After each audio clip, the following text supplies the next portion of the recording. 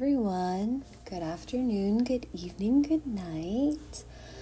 We are currently accomplishing our every other week goal, so that's a win. But this video is a little short because this journaling session was kind of messy. It felt very messy. I have talking points, so let's see if I can stay on track. But I guess basically the cat is, I don't know what he wants. But this journaling session was messy, not because I couldn't find my ruler, but because I think I am the most stressed I've ever been in my life, genuinely, because I'm having a lot of nausea and body reactions. If you're curious, you can watch last week's video. And I think a lot of the times I turned to writing for that emotional release, but I was just so tired emotionally and physically that I couldn't even bring myself to write like fictional words or anything. So I was like, you know what, like let's Commonplace, like that'll be good. So I was having a very emotional day, arguments, things not going how I wanted, and so I was like, I'm just gonna journal, like this will be fine. And then like you see, I sit there and I rearrange the page for like 5-6 minutes. Like it usually for me layouts are pretty quickly, like I fiddle with them some, but I don't know, I kind of have a pattern and I kind of stick to it or based on what pieces I have.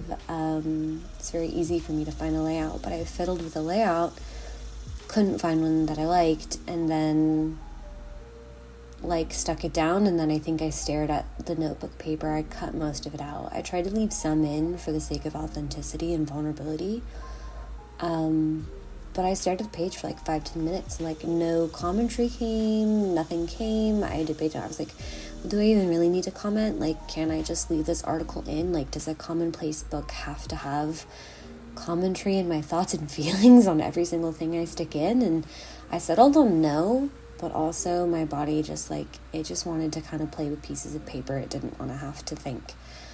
So then I switched to doing some like goal planning for 2025, which was like totally 100% the wrong idea.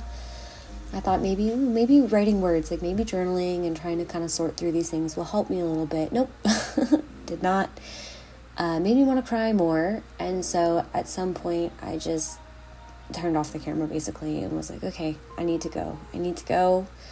And that's kind of what I wanted to talk about in this video of like, we always get told like to just let ourselves rest and to feel our feelings. But I feel like a lot of us don't even really know what that means or how to do that. And that's when I started therapy a while ago. Like that was the first thing I asked. I was like, everyone says feel their feelings. How the heck do I feel my feelings? Especially as someone who leans for dissociation and pretending that I don't have them a lot of the time. Like, how do I do that? So I thought I would tell you guys how I did it this time. Just because, I don't know, it might be helpful for someone if they don't know how. But what I did this time and what I usually do is you first have to like make sure you're in a safe environment. So sometimes I will repress and suppress my feelings and my tears until I'm home. And I think that's totally okay and normal. You don't have to feel your feelings the moment you're having them. Especially if you're like in public. Like you don't have to do that. You don't have to go find a bathroom either. Like you can wait until you're home. But in this case I was home. So I kind of just stepped away from my desk and I straight up just laid on the floor in child's pose. Child's pose is something that feels very safe to me. Either that or bathroom. I love sitting in my bathroom against the tub with my knees pulled up. I'll cry like that any day. But this time I just kind of laid on my floor in child's pose and I took a few deep breaths. And I usually just remind myself that I'm safe. Like, you don't have to say it out loud, but you can say it in your head and just like, I'm safe, or like, you're safe. Sometimes I will literally phrase it as, you are safe, even if I am talking to myself, because we all have inner children, we all have inner teenagers, we have younger selves, we have different parts, we have different facets, and there's a protector within us that doesn't want us to cry and show our emotions because we were probably taught in some way, shape, or form that it was not emotionally or physically safe to do so. So I usually tell myself, I'm safe. You're safe. You are safe. You are okay. You are not going to be judged. You can cry if you want. And sometimes it comes. Sometimes that's all I need to hear from myself. And other times it doesn't. This time it did. It just came because it's a lot of built up. I was very emotional that day. But if it doesn't, something that you can do is you can find a space in your body, especially if you tend to overthink and kind of spiral. You can find a place in your body that feels neutral. So like when you feel anxiety or something, sometimes you feel that in your chest or you feel it in your shoulders or something like that. But if you find a body part that feels neutral, that doesn't really hold on to tension or anger or happiness or joy, but just kind of feels neutral, if you can focus on that part of your body while you're telling yourself you're safe, it's okay, sometimes that will kind of direct your focus away from your feelings just barely enough that it actually helps you cry. It kind of feels like reverse psychology in a way. But it's, again, finding a spot in your body that feels safe, that doesn't feel dangerous, that doesn't feel over-emotional, it's just neutral. And it can be very helpful. So if you've never done that before, that's like a pro tip, is find a spot in your body.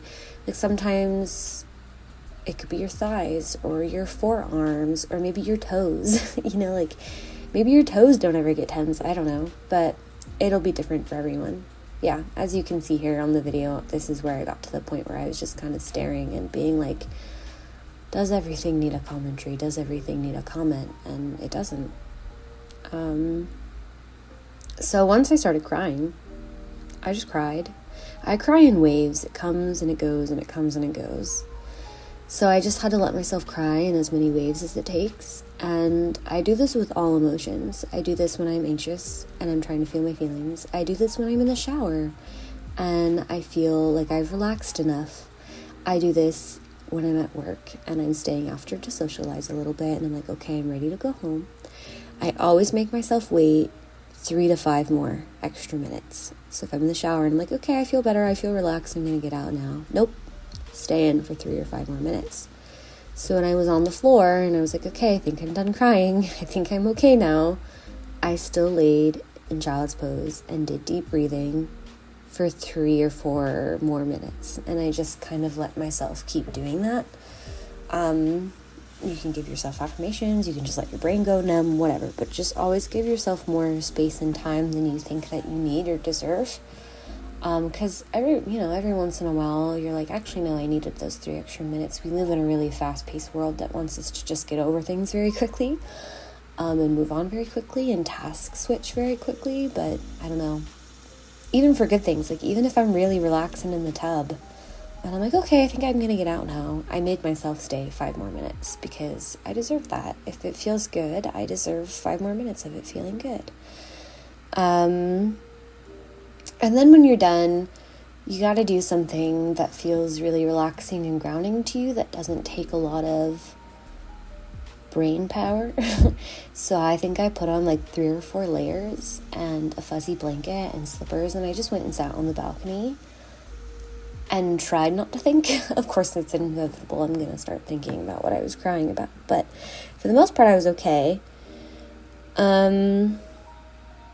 And you just got to do that. You just got to let yourself find a little bit of peace. Like maybe you hop into a book instead, or maybe you watch your favorite comfort YouTuber, or I don't know who loves doing laundry, but I actually like doing laundry. So maybe you fold your clothes and you kind of clean up your space a little bit, because that's taking care of yourself, but it feels really grounding. Or maybe you eat your favorite kind of chocolate or your favorite dessert.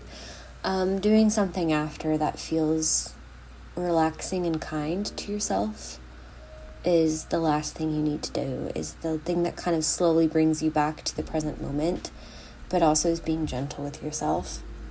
So I hope you guys are gentle with yourself in these coming weeks, and I hope that was valuable for people who maybe have who have never been taught that, one, it's okay to feel your feelings, and two, how to even do it in the first place. It's been a really hard time for me lately, and the only way it's going to get better is if I allow myself that time to, one, let it be bad, and to slowly allow myself to come back and do things that are taking care of myself. I think I said that in last video too. Sometimes we need that reminder, and it's kind of annoying, but we just need that reminder. Sometimes we have to come back to things that we didn't think we needed anymore. Like, as much as I wish I could just let myself cry and be emotional when I want to, sometimes my body and my inner child needs some affirmation and validation that it's okay to do those things. If you haven't looked up parts work, I would recommend it, because a lot of what I'm talking about involves parts work, and I think parts work is 100% more effective if you have a therapist, by the way. But I did parts work for about 1.5 years, maybe 2 in therapy, and so I can do a lot of the techniques at home. But the feeling your feelings thing has nothing to do with parts work. And I hope it was helpful for you guys. I hope, like I said, you're being gentle and kind to yourself, especially if these very stressful family holiday season that I'm recording this in. And I hope you have a lovely day, evening, morning, wherever you are, because you 100% deserve it. I'll see you next time, guys.